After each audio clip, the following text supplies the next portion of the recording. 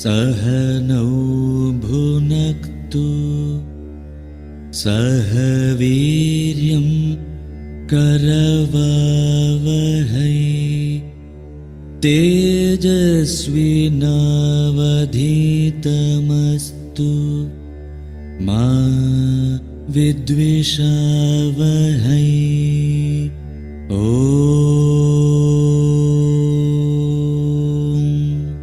Shanti, Shanti, Shanti.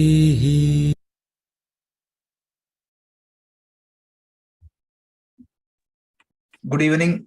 Welcome back. Last week we started Kathopanishad. So today we will be continuing Kathopanishad. We'll do a quick recap and then we can continue the upcoming verses. Last week we saw a quick overview of the Upanishad. Introduction. We got introduced to the Shanti Mantra. And this Shanti Mantra is a Shanti Mantra which is familiar to all of us. And then we went to the chapter 1. So let's quickly review what we covered and then we can go to the topic today. So we saw that this Kathopanishad is part of the Krishna Yajurveda. And this Upanishad is a dialogue between Yama and Nachiketa. There are 2 chapters or adhyayas in this Upanishad with 6 sections. Each chapter has 2-3 sections. And there are 119 mantras in this Upanishad. And this is an old Upanishad. At least 2,500 years back, this Upanishad was composed or compiled. So that's a very high-level overview. And then we saw a quick layout of this Upanishad. There are 2 chapters, 119 verses, and each chapter has 3 sections. And this is the layout of the first chapter and the second chapter. First chapter has 3 sections, 29, 25, 17. And then we went into the Shanti Mantra, which is what we heard earlier. Sahana vavatu, sahana bhunaktu. That Shanti Mantra, mainly it is prayed for Jnana Prapti, Jnana Nishta, self-effort or prayatna, and Shraddha, which is faith. After that, we saw the first Valli. The first Valli mainly talk about a few topics, mainly the context. The context is the story of the Upanishad. So we saw that the context, right? The story is there was a elder person. He was doing a yaga or a yajna. In ancient period, people used to do rituals or yaga, seeking heaven or seeking material benefit. And this was a ritual, mainly seeking the material benefit. And as part of that ritual, he had to give away the dakshina. And he was bypassing that rule by giving inferior cows as the dakshina. Seeing the son, Vajashrava's son, Nachiketa, came to his father and asked him, to whom I will be given, because he felt that I am better gift than these old cows. So the father got really irritated. And he said, I'm going to give to Yama. To fulfill that word, he went to Yamaloka and he had to wait there for 3 days because Yama was not there. These are old story, right? So don't give too much importance to these stories. And Yama, when he came back, he saw that the boy was waiting there. And he asked, nobody received you. So Yama felt bad because the culture of our culture is Atiti Devo Bhava, Atiti Devo Bhava. Because of that, he gave 3 boons to Nachiketa. Yamadharma gave 3 boons to Nachiketa. And Nachiketa encashed these 3 boons. The first boon was, like he said, when I go back, my dad should receive me with peace of mind. So he encashed that boon for the sake of the family. Then the second boon he asked was, he wanted to know a ritual by which people can attain heaven or prosperity. So Yamadharma taught that ritual, and that ritual came to know as Nachiketa ritual. And then so the first boon was asked for him, the family. The second boon was asked for the society. And then the third boon was asked for himself. He wanted to know the true nature of himself, Atma. So Yamadharma got a little bit confused. A boy of 8 years, how can he interested to learn Atma? So just to make sure that his interest is genuine, Yamadharma did some test. He offered a lot of wealth, material pleasure, and tried to tempt Nachiketa with a lot of material gifts. But he said, you keep your gift. What I need is only, we said last week, by this, what Nachiketa proved was he was a man, if he was a child, fit to receive this teaching, Atmajnana. So he demonstrated his Adhikaratvam, Viveka, Vairagya, Shatka Sampatti, and Mumukshutvam. So Lord Yama was pleased, and he started to give the teaching. So that is what the topic we are going to see today. So the teaching is going to start only from today. Last week it was mainly the story, right? So let's go and get into second Valli. So the second Valli, when you look at the second Valli, there are two major topics. The first topic is from verse 1 to 13. There are 25 verses in this second Valli. So in this 25 verses, the first 13 verses are glorifications of the student. What should be the attitude of a right student? What should be the attitude of a good teacher? And what should be the glory of this teaching? So these are the three topics covered in the first section of the second Valli. And in the second section of the second Valli, which is 14 to 25, the Atma Vidya, or the nature of the Atman, is highlighted. So these are the two topics highlighted in the chapter. So let's continue. So the first topic is, who is a fit student? Very simple. A student who is committed to pursue the teaching. A student who prioritizes Shreyas over Prayas. We need to understand what is Shreyas and Prayas. Shreyas means the path of good, and Shreyas means the path of pleasure. Shreyas is the path of good. Healthy food is Shreyas. Whereas junk food is Prayas. That's a simple example. The Prayas, the path of the Prayas appears to be enchanting. It seems to be good for all of us, but eventually it will not be beneficial for us. Whereas the path of Shreyas, even though it looks not so great, but that is the real beneficial path. So a student who is prioritizing his lifestyle or his life with respect to Shreyas, that is a fit student. He is ready to take some pain to follow the path of Shreyas rather over Prayas. And also he is committed to pursue this teaching, because what you are learning is not a simple thing. What you are learning is not an ordinary thing. It is an extraordinary teaching. So when that extraordinary teaching needs to be studied, you need to have some commitment, and that commitment is highlighted. So this is the qualities of a good student, highlighted in the second value. So let's continue. The next point highlighted in the Upanishad is the qualities of a good teacher. So there are two things given. We have seen this in the Gita. We have seen this in all the scriptures. This is the constant two qualifications of a Vedantic teacher. One is Shrotriyam.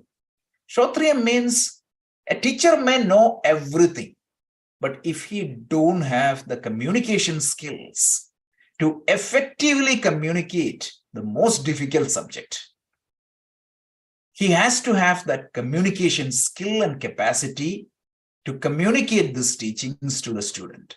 Otherwise, he may have experienced it, he may be a good person, but that doesn't matter.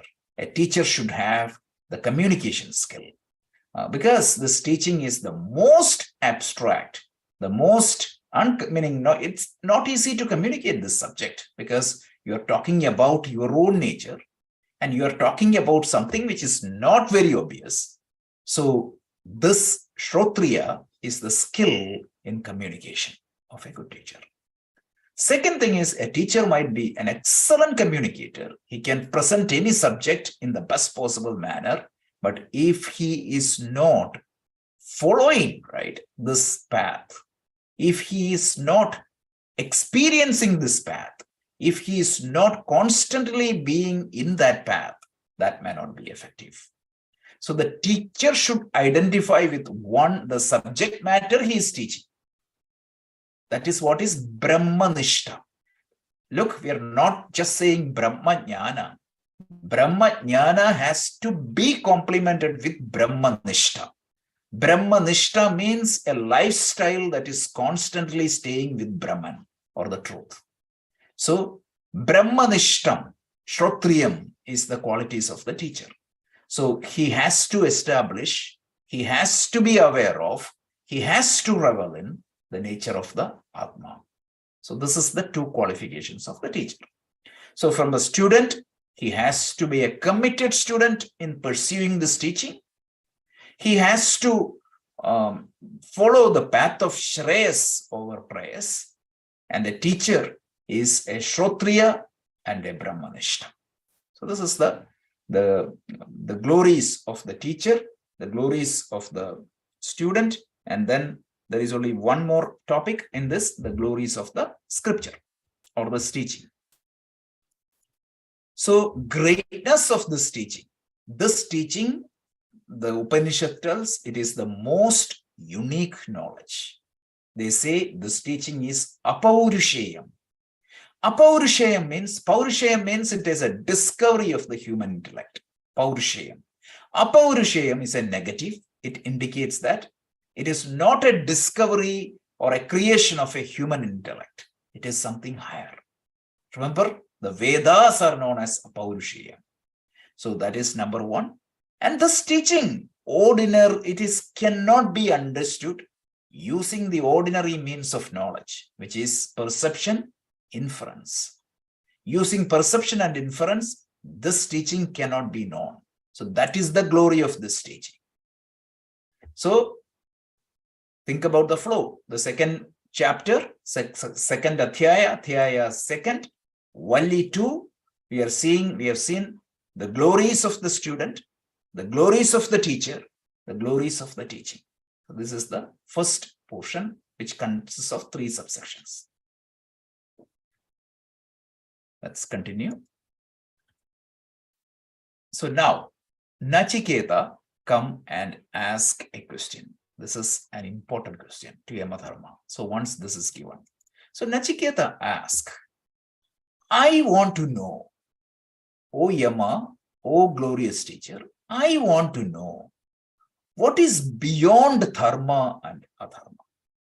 What is beyond virtues and non-virtues even? What is beyond effect and cause?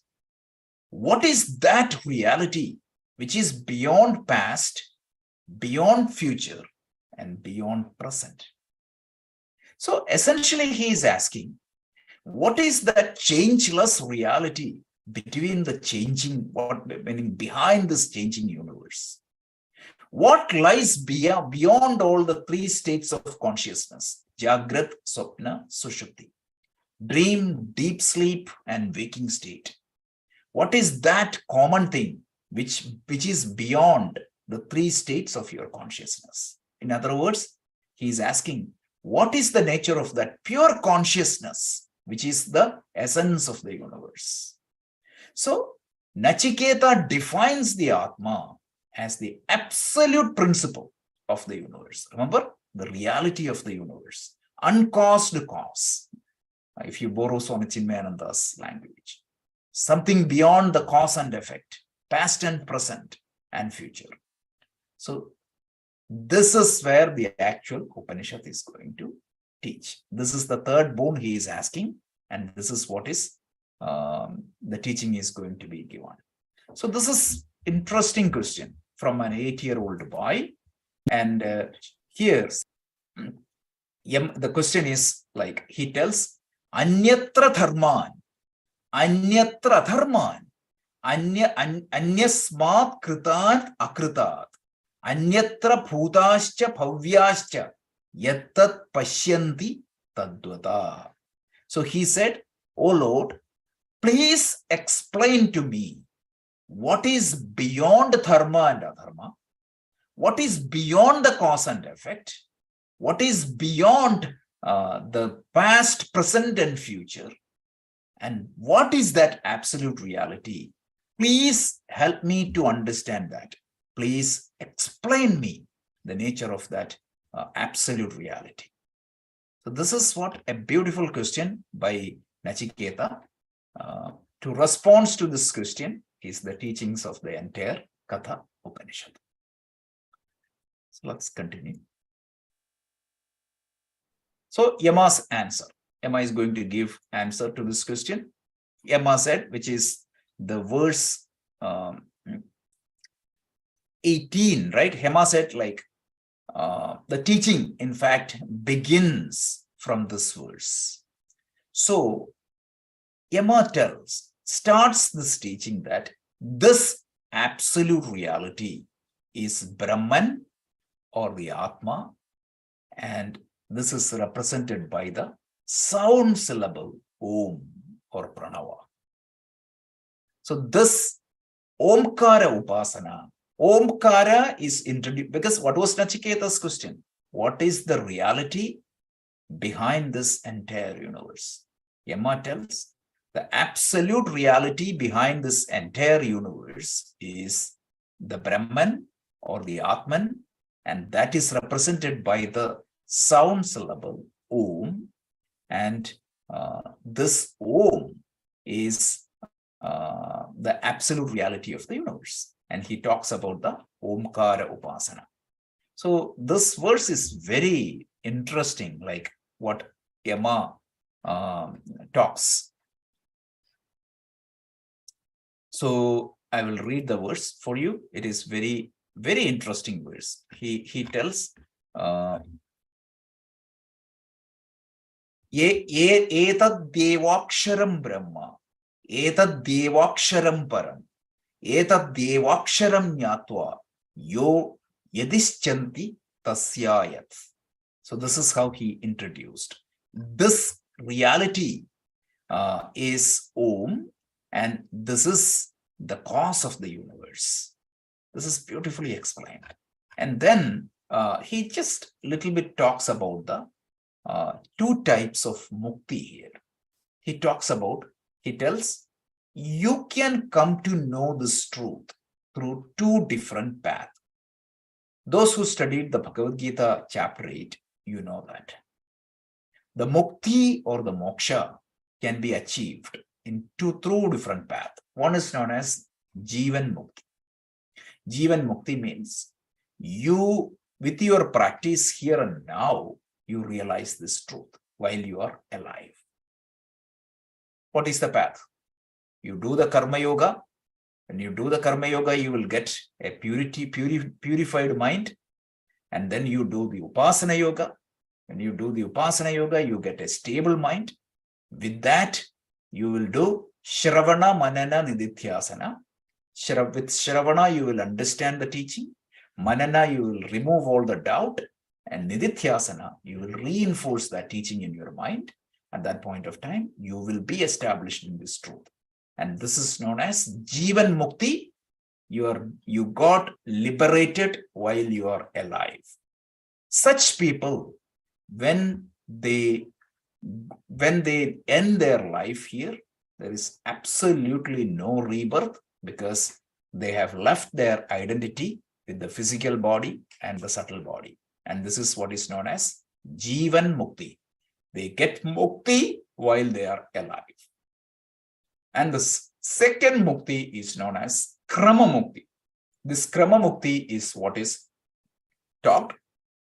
Again, if you had done your practice close enough but not reached the final destination, what happens is, at the time of the death, instead of the subtle body getting reincarnated, it goes to a different loka called Brahma Loka.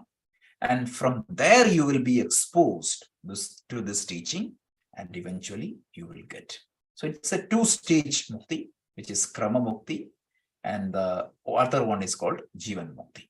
So this Krama, the Jivan Mukti can be definitely experienced here and now, but the Krama Mukti is a matter of faith or belief. Remember, we talked about this extensively, because the definition of the faith means what, or the belief is what? It is subjected to correction upon verification.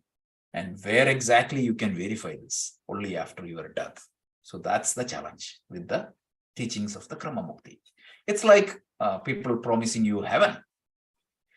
When can you verify whether you are going to heaven? Only after death. So when the belief becomes such non-verifiable, the rule of guidance given in our scriptures is, take that belief if that belief is beneficial to you. That's all. So this is beneficial to me because it gives me a hope, because the work effort is not going to be wasted. And what the teaching is asking me to do to gain the Krama Mukti is definitely going to help me here also. Karma Yoga is going to help me. Upasana Yoga is going to help me. So it is not a belief that is not useful. So that's why this belief is useful. So please keep that in mind always, because whenever you pursue a belief, you need to make sure that that belief is beneficial. So the next topic is the Atma Swarupam. So he talked about the nature of the Om, and then he talks about the nature of the Atma. Remember, Nachiketa's question was, what is that reality which lies or which is behind this entire universe? He said it is Atma or Om, Brahman, and that is represented by the sound syllable Om. And then he said the Atma's nature. 6 characteristics of the Atma is highlighted here. The first one is Nirvikaratvam. Nirvikaratvam means the Atma is changeless. Unchanging Atma. Right? Atma never changes. Everything else changes. Atma will not change at all. There is no death and birth for Atma. There is no modification for Atma. The Atma is always Atma. Body will change. The mind will change. The intellect will change. But the consciousness will not change. So the Atma is, the first characteristics of Atma is Nirvikaratvam. Nirvikaratvam. The second characteristics of the Atma is Apoktatvam. Apokta means what? The agent or the beneficiary of an action. Atma don't do any karma. So Atma is not an object of the action. Atma is not an agent of the action. And the karma is not going to affect the Atma. The karma is going to affect whom? the subtle body and the physical body, right? So who decide? Let's say that you are coming to this class. It is not Atma's decision. It is a decision of your mind and intellect. That's why subtle body is the agent of the action, or your jiva, the individual, is the agent of the action, not the Paramatma. So the Paramatma is not an agent of the action, and the results will not affect the Paramatma. Let's say that electricity is displayed as the Zoom meeting in your computer right now. So you see my face and the slides and everything. Is that because of the electricity? Meaning it is because of the electricity, but the slide is not the characteristics of the electricity. My face is the image of my face is not the characteristics of the electricity. That is the software and hardwares produced, obviously with the help of electricity, but they are not the electricity. So that's why Atma is not an agent of any actions. Atma is not an object of any action. So Nirvikaratvam, Atma is not what you call any change. So the next one is what? Durvijnanatvam. So it is not comprehensible easily. The reason is, so you cannot comprehend as Atma because it is not easily known by the usual means of knowledge. Suppose you want to know something, you need to employ one of the usual means of knowledge. In our Vedanta, this is a big topic called Pramana Vichara. Pramana means a means of knowledge. So Pramana Vichara includes, the first one is known as Pratyaksha, meaning you experience that through your sense objects, sense organs.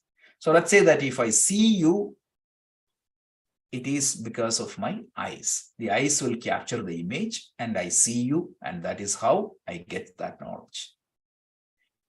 Similarly, the sound, the taste, the touch, all those things will come in that particular category. So that is one popular means of knowledge, and that is the best means of knowledge. The second means of knowledge is what? Anumana. Anumana is what? Inference. None of us has gone to the surface of sun, but we know that at least what is happening there, right? None of us can directly see the earth is moving around the sun, but we can do inference. The traditional example is what? You see a smoke, you haven't seen the fire, but you know that the very fact that the smoke coming out, it indicates that there is an underlying fire, right? That is Anumana. And the third one is called Agama or Veda or Shabda Pramana. So there is a body of knowledge, or there is a subject matter which cannot be understood through the inference, which cannot be understood or understandable through the direct experience, and that is the nature of the Atma. To know the nature of the Atma, you need to employ only the Vedas or the scriptures. So the scripture is a means of knowledge, and that's why we always say Vedanta is a pramana. So that is the third topic. And the fourth one is Akartrutvam, meaning we already talked about the Aportrutvam, meaning Atma is not an object of the karma, like that. The Atma is not an agent of the karma also. Then Sarva Adhishtanatvam. Sarva Adhishtanatvam means everything else in this universe is dependent upon Atma, and the Atma is not dependent upon anything, right? That is very, very thing. Atma can exist without the other things, but the other things cannot exist without Atma. If you remember, when we studied the Kathopanishad and the Upanishad, we took the example of something, right? Multiple examples we have taken to understand this nature. What is that? Let's say that you are seeing a movie. In the movie, there is mountains, oceans, water bodies, heavenly bodies, everything. None of them can exist without the light. but the light can exist with none of them, because it is the very existence of all those objects is light. That is what it is. Like that, you can have, meaning you may see multiple ornaments, the ring, the chain, and everything. But if the gold is not there, there is absolutely no existence for any of the gold ornaments. In fact, the very existence of the gold ornaments is gold. Then what? Another example, the big wave, the small wave, all those waves, if you take the water away, it is no existence. That's the another thing, right? And no pot can exist without clay. So that is why sarva adhishtanatvam. See, we are taking the technical term as it is without translating, because this is an Upanishad class and we have gone to that level right now. So that's why a lot of Sanskrit terms are coming. So please feel free to ask if you have any questions on that. So next one is desha kala atitatva. So this is not located in time or space, because the time and space also comes in Atma. Atma is not conditioned by time and space, and the time and space rise and dissolve in the Atma. That is what it is. I'll tell you one example, very simple example to understand this. This seems to be very difficult, but not very difficult. When you see the dream, right? In the dream, there is space, there is time. Think about that. But where exactly is that time and space exists? It exists in consciousness. So the consciousness which supports the dream is not conditioned by the time and space, dream time and space, but the dream time and space exist in the mind, exist in the consciousness, enlivened by the consciousness. So like that, in this universe, we exist in this time and space, but time and space is not conditioned. So, sorry, not, the consciousness is not conditioned by that time and space. This time and space is conditioned by the consciousness. And there are additional characteristics which is not covered here, but sarvagatam, all pervading. The Atma is something that is pervades every place. Imagine space. Whatever, as much as you can imagine, you cannot imagine a place without space, right? Everywhere there is space. Imagine something subtler than space, in which the space exists. So that is all pervading. Then also there are additional characteristics of Atma. What is that? Atma cannot move. Because movement means if an object O needs to move from point A to point B, what does that implies?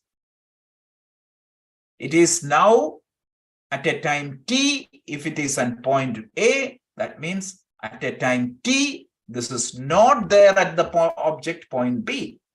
Then only the movement is possible. But in the case of Atma, what is that place? The Atma is not there.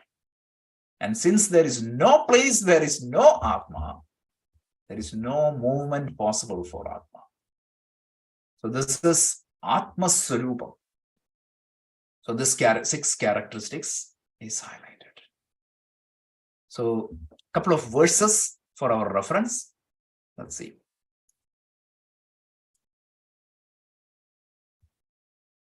So there is a beautiful verse, verse 18, very interesting verse. So Yama tells, Najayate mriyate va vipaschi, Nayam kutaschinna bahuva kaschit, Ajo nitya shashwatoyam purano, Nahanyate hanyamane sharire.